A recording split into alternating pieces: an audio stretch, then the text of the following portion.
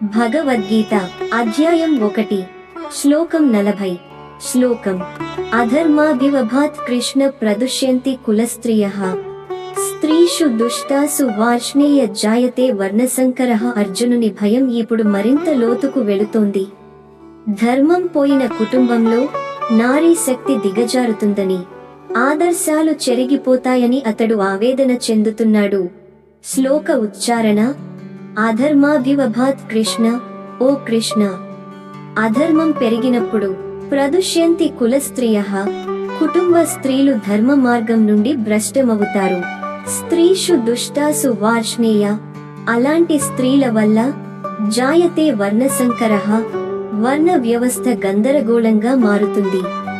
అనువాదం: ఓ కృష్ణ, అధర్మం అధికమైతే కుటుంబ స్త్రీలు నీతి మార్గాన్ని కోల్పోతారు. అప్పుడు వర్ణసంకరము అనే సమస్య తలెత్తుతుంది. తాత్విక విశ్లేషణ: ఈ శ్లోకంలో అర్జునుడు ధర్మ విధ్వంసం ద్వారా సామాజిక విలువలు ఎలా పడిపోతాయో తెలుపుతున్నాడు. స్త్రీ అంటే కేవలం ఒక లింగం కాదు, ఆమె కుటుంబ సంస్కృతిని, సంప్రదాయాన్ని, భావనల గర్భాన్ని కాపాడే శక్తి.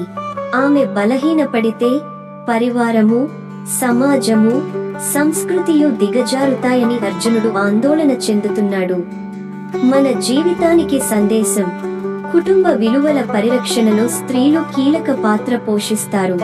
వారి గౌరవాన్ని, ధర్మాన్ని, ఆత్మబలాన్ని కాపాడటం, కుటుంబ సంస్కృతిని నిలబెట్టడం. ధర్మాన్ని విడిచిపెట్టిన ప్రతి అడుగు పరమార్థంగా పౌరాణిక విలువలను హరిస్తుంది.